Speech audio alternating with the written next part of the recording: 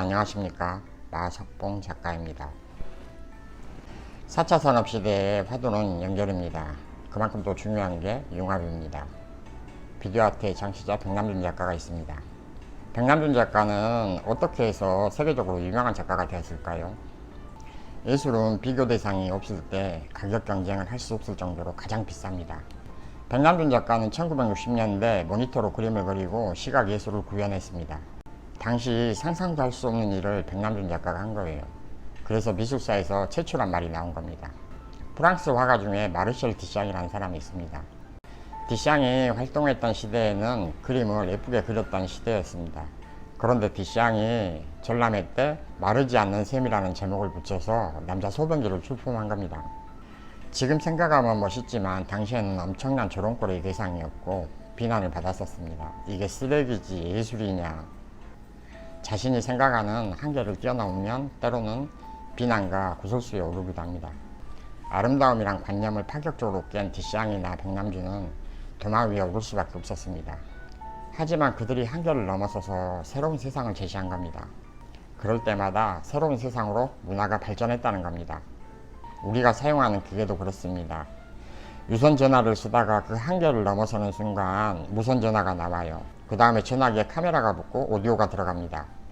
단순히 전화기가 아니라 전화기로 지하철도 타고 밥도 먹고 쇼핑도 합니다. 기계와 문화는 이렇게 빨리 진화하고 날마다 새로운 작품들을 탄생시킵니다. 물은 0도 이하에서 얼음이지만 100도가 넘으면 수증기로 변합니다. 하지만 근본은 물입니다. 단지 온도에 따라 변하는 거예요. 사람도 마찬가지입니다. 근본은 나지만 때와 장소에 따라 누구를 만나느냐에 변하는 게 당연한 겁니다. 우리가 먹고 자고 쉴 때는 많은 힘과 에너지는 필요하지 않습니다. 하지만 높은 산을 올라간다든가 중요한 시험을 본다든가 할 때는 엄청난 에너지가 듭니다. 그래서 늘 똑같은 일상을 반복하면은 우리가 그 한계를 벗어날 수 없다는 이야기입니다. 우리 일을 하다 보면은 큰 조직이건 작은 팀이건 간에 한 번쯤 리더가 됩니다. 어떤 계기에서 조직을 떠나고 회사를 떠나고 나서 먼 발치에서 이렇게 지켜보면 왜 그렇게 그 조직의 모순과 방향이 잘 보일까요? 왜 그러냐면 이제 냉철하게 판단이 선다는 거예요. 여러 가지 비교 대상도 있고 하나에 빠져 있으면 거기에 집중할 수밖에 없어요. 우리 잘 안 보이는 거고 진짜와 가짜, 허상과 실상이 보인다는 겁니다. 누가 그러대요? 첫사랑은 쉽게 이루어지지 않는다고. 그 첫사랑의 경험으로 실수와 실패의 원인을 찾고 두 번째, 세 번째 사랑에서 완성이 된다고 합니다. 여러분 주변을 한번 둘러보십시오. 회사를 한 번에 선택해서 성공한 리더들이 과연 몇 명이라든가. 대부분 두 회사, 세 회사 경험들이 있습니다. 회사가 잘못된 게 아니고 본인들이 그거 네트워크에 대해서 잘 모르는 거예요. 그만큼 시간이 가면서 실수와 실패 속에 본인이 만들어지고 내공이 생기고 본인들의 철학이 정립이 된 겁니다. 그래서 성공한 거예요. 첫 번째, 돈이 많은 부모님을 만나야 됩니다.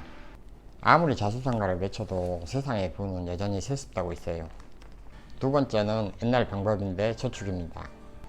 요즘 저축이란 개념은 일종의 보험 같은 이야기입니다. 집을 사서 대출금을 갚고 차 할부금을 내고 허리띠 졸라매서 1년에 한두 번 여행 가고 또는 주식, 땅, 펀드를 하기 위해서 준비하는 종잣돈 역할을 할 수 있습니다. 세 번째는 로버트 기요사키가 말하는 현금 흐름의 사사분면에 나오는 비단락입니다. 회사를 만들던가 회사를 사던가 잘 만들어진 회사 안에서 일을 하던가 부자들은 일정한 아이템이나 시스템을 갖춰놓고 많은 사람들에게 돈을 주면서 일을 하더란 이야기죠. 예를 들면 이마트 사장님이 이마트라는 시스템을 갖춰놓고 A라는 직원, B라는 직원, C라는 직원의 8시간씩을 소유합니다. 부자들은 혼자 일하는 게 아니라 1000명, 10,000명, 10만 명을 고용해서 부자가 되는 시스템을 만들고 있더란 이야기죠. 그럼 우리도 이와 같은 시스템을 만들면 되겠네요. 혼자가 아니라 같이 하는 거. 그런데 말처럼 쉽지가 않습니다. 우리는 돈을 안 주고 시키잖아요. 그래서 내가 먼저 하고 같이 하자고 해야 됩니다. 이론은 2명에서 4명, 8명, 80명, 800명, 8000명이 되는데 말처럼 그렇게 쉽지 않습니다. 이렇게 되려면 첫 번째, 원판이 내가 잘 돼야 되겠죠. 그래서 우리 사업에서 원판 불변의 법칙이란 말이 나옵니다. 2명이 4명이 되는 원판, 4명이 8명 되는 원판. 붕어빵이 계속 잘 찍어져 나오려면 빵틀이 좋아야 되지 않습니까? 그래서 내가 원판 힘으로 일의 방법과 방향이 잘 잡혀 있어야 됩니다. 그러려면 제일 중요한 게 현실 점검입니다. 우리가 상대방을 초대하는 것도 현실 점검이 제일 중요하지만 내가 사업을 진행할 때도 내 자신에 대한 현실 점검이 제일 중요합니다.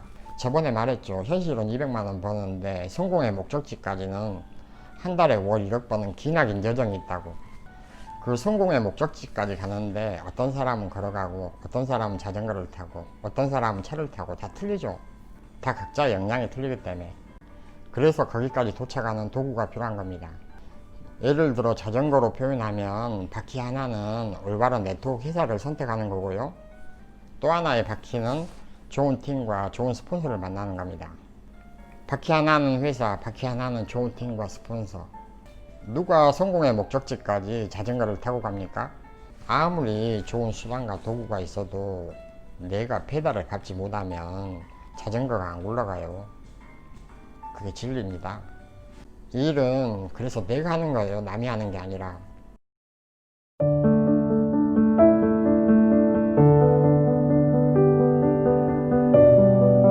톨스토이가 인생에서 가장 중요한 때는 지금이라고 이야기합니다. 내가 사는 세상이 지금이고 그래서 이 순간을 잘 살아야 된다는 이야기입니다. 요한복음 12장에 지금 내가 괴로우니 무슨 말을 해야 될까요? 라는 말이 나옵니다. 지금 일어난 일은 현실이고 어떻게 바꿀 수가 없습니다. 그래서 인정하고 이 일을 통해서 어떻게 한 걸음 더 나아갈까 방법을 찾고 행동하라는 이야기예요. 보통 사람들은 힘들면 이런 기도를 합니다. 하나님, 제발 이 일을 피해가게 해주십시오. 잘못된 부분을 찾아주십시오. 제가 그랬습니다. 하지만 하나님은 그렇게 한가하신 분이 아닙니다. 이 일을 통해서 아버지께 더 영광된 일을 하게 해주십시오. 이게 맞는 기도입니다. 우리는 광야라는 어둠을 거치면서 생각합니다. 나는 누굴까? 나는 왜 이 일을 할까? 앞으로 어떻게 세상을 살아야 될까? 그러면서 나를 찾고 발견합니다. 성경에는 우리한테 닥친 고난과 고통이 큰 선물이라고 이야기합니다. 반드시 우리가 성장하는 데는 고통이 뒤따른다는 이야기예요.